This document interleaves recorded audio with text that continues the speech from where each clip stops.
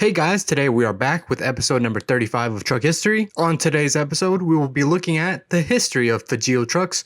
Now, let's get started.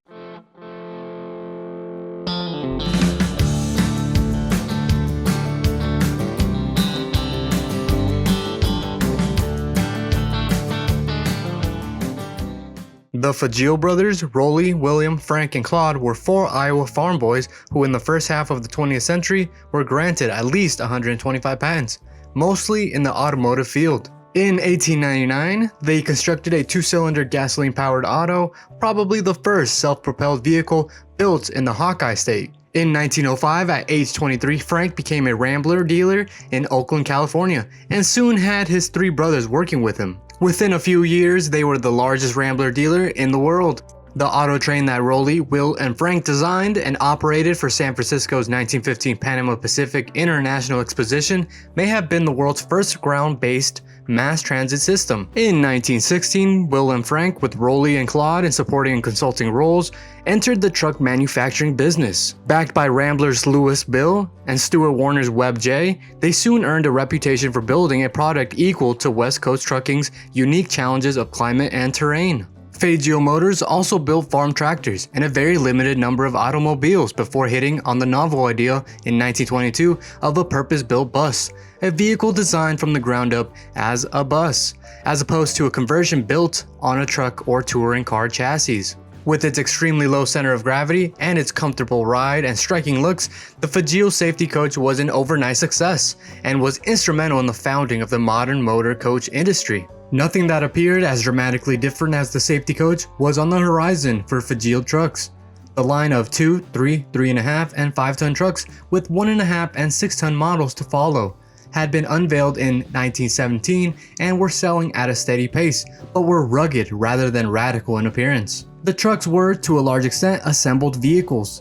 Fageol President Louis Bill pledged, "When we can buy better parts than we can make, we will buy them. When we can make better parts than we can buy, we will make them." Early Fageol trucks featured Waukesha 4-cylinder engines in either monoblock or pair-cast version, Timken front axles and warm drive rears, force-feed lubrication, high-tension magneto ignition, chrome bandium springs, wooden artillery wheels, and solid rubber tires with duals as the rear as an option. The Fageol difference began to emerge with the brothers' own 3-speed constant mesh transmission linked to a Borg and Beck clutch, and something truly unique was about to appear, a 7-speed compound transmission. Its countershaft through a Fageol designed device could be run at 2 speeds instead of 1. This resulted in 4 forward speeds, including an extra low first that Fageol claimed increased pulling power by 91%.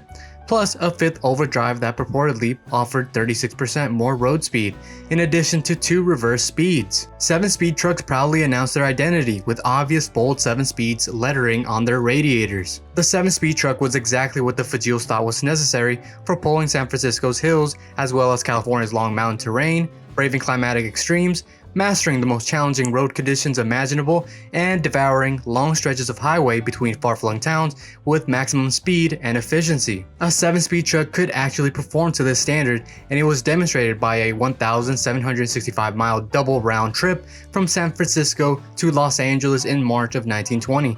The 3.5-ton truck carried a different load on each leg and averaged over 25 miles per hour and nearly 8 miles per gallon, with an average gross weight of 15,800 pounds, while experiencing no difficulties. In the 1920s, Fageol's truck lineup consisted of 4 models ranging from 1.5 to 6 tons. Fageol truck prices ranged from $3,000 to $5,700. Today that would be about $65,000 to $120,000. These were not inexpensive trucks, but the price evidently was justified to Western truckers who counted extremes as routine and saw that in the Fageol, these extremes were meeting their match. That same year, Frank Fageol traveled east to Cleveland to establish a new company for manufacturing and sales to be called Fageol Motors Company of Ohio. Their intent was to purchase a vacant factory building and use it to produce at least 2 of the truck models being built in California. However, in the troubled economic climate of 1920 and 1921, the plan couldn't get off the ground and Frank returned to California for the time being. In 1923, with the popularity of the safety coach increasing, the Ohio company was revived for the purpose of building bus bodies. The following year, Fageol Motors of Ohio bought a manufacturing plant at Kent in the Akron suburbs some 40 miles southeast of downtown Cleveland. Bus chassis initially were shipped from California to Kent, where the body was added and final assembly took place. Soon, a chassis manufacturing facility was built to complement the body plant. No truck production is known to have taken place at the Kent site.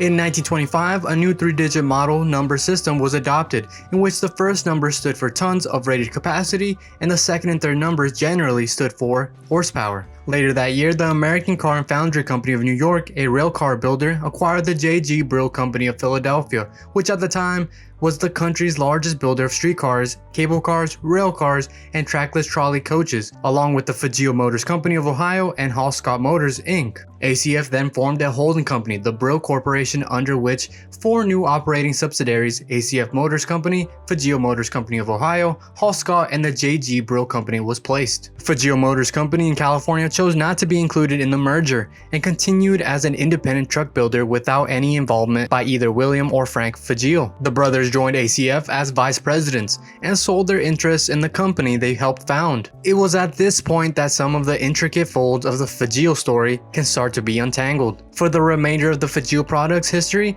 truck and bus building activities were, for the most part, under separate ownership, separate management, and conducted in separate locations. The bus manufacturing business still had some twists and turns of its own, but basically William and Frank Fageol would build buses in Ohio, and Louis Bill and his successors would build trucks and a few buses, largely school bus chassis and special orders, including some Waukesha-powered safety coaches as late as 1932 in California. ACF Motors would also build Fageol safety coaches in Kent, then Detroit for the year of the Fageol brothers' involvement with the company.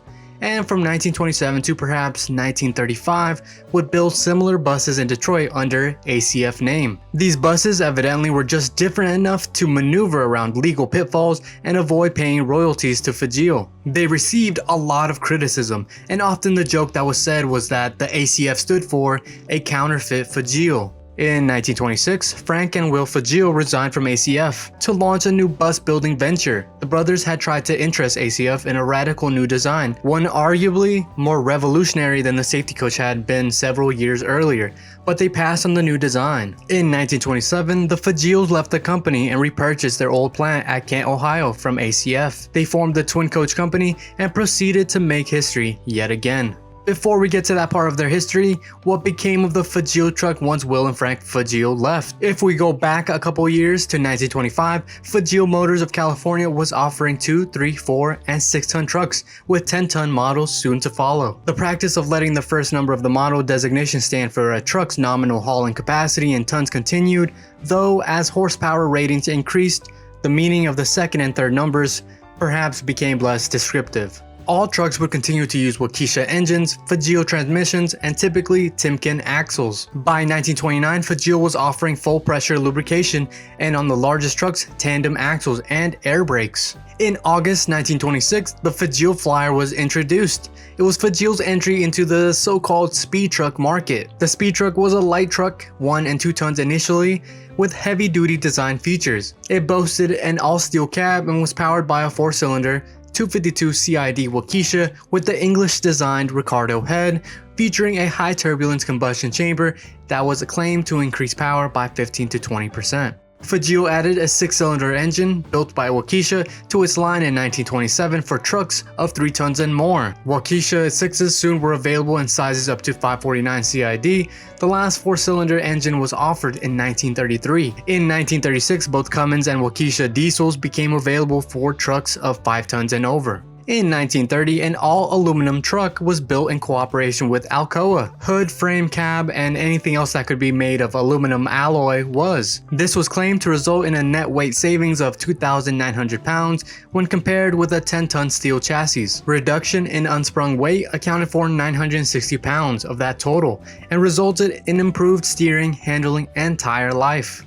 One large Fageol customer, Consolidated Freightways, was definitely attuned to the merits of weight saving. It also was committed to space saving through the use of shorter BBCs, and longer bodies and trailers. Fageol, working in concert with Consolidated, was about to play a role once again that would change truck history. In 1934, Consolidated Truck Lines Inc., or also known as Consolidated today, which had operated Fageol's since 1929, bought 10 new trucks that were possibly the first of their kind in service anywhere. These Fageols featured not only aluminum cabs, but pressed aluminum frames.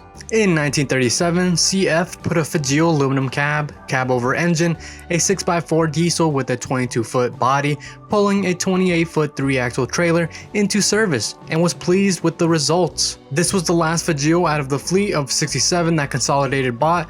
CF referred to the unit, with its 50 foot of load space, as a freightliner. Later that year, with Fageol in decline and no large manufacturer showing interest in its ideas, Consolidated decided to take matters into its own hands. It began building a series of experimental aluminum trucks using Fageol chassis.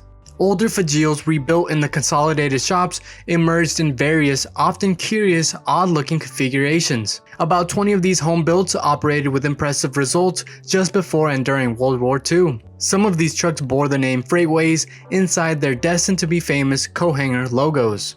During the war, 10 new Consolidated 6x4 cab-over engines were turned out under permission of the War Production Board. These trucks were fitted with aluminum cabs built by CF, but assembled by Peterbilt on a Peterbilt chassis. After the war, Consolidated used the knowledge they had gained to enter the manufacturing business and produced the Freightliner, initially for its own use, but soon to be offered to the public. Bolstered by an exclusive sales agreement with White from 1951 to 1977, Freightliner emerged from that period as a top-selling truck and has now been the top-selling medium and heavy-duty truck in America for some years. As with most truck manufacturers, Fageol battled stiff headwinds throughout the Great Depression.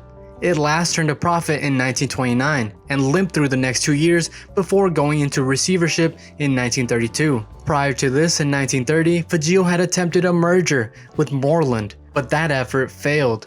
In 1932, the firm was reorganized as Fageol Truck and Coach Company. Only 317 trucks had been sold in 1931, compared with 484 in 1930 and nearly 1,000 in both 1928 and 1929. Sales had peaked at almost 4 million in 1929, but dwindled to 1.5 million in 1931. From 1932 to 1938, Fageol was operated by Waukesha Motor Company and the Central Bank of Oakland. In 1936, a new streamlined cab with a Rakish V windshield and rounded aluminum waterfall grille made its debut. The Dragon's Teeth vents remained in their usual place high atop the long hood. A cab-over was introduced the next year. Sophisticated styling had at last met sophisticated engineering. Along with Sterling, Kenworth, and Mack, Fageol remained a favored choice for logging as well as long-distance and heavy-hauling assignments in Pacific Coast trucking. But the vice grip of the Depression refused to let go. On November 1st, 1938, the Sterling Motor Truck Company of California acquired Fageol's assets. Production ceased in January of 1939. At that point, Sterling took over Fageol's sales distribution network and retained its parts inventory to serve existing Fageol customers. For $50,000, it sold the manufacturing rights and the 1917 Oakland plant with all its contents to logger and lumber manufacturer T.A. Peterman, who had long sought to develop a better logging truck. And as some of you may know, in 1939, the first Peterbilt was built. So after a run of nearly a quarter century, the Fageol name disappeared from trucks. Thank you guys for watching part 1 of our history on Fageol trucks. Part 2 will come out soon. Before you leave, be sure to like the video, subscribe to our channel, and leave a comment below. What did you guys think of part 1? Guys, this month we are running some really good deals. This month we have 10% off metal polish, boot brushes, top stack, top part of a stack kit only, headlights on all trucks, and 50% off Talladega fiberglass fenders. If you want to stay up to date with the new projects coming your way or just discuss all things chrome, tune into our live podcast, The Chrome Corner, Wednesdays at noon with our host, Dave Coleman. Thanks again guys for watching. I'll see you next time, and remember, if your rig don't shine, you don't know jack.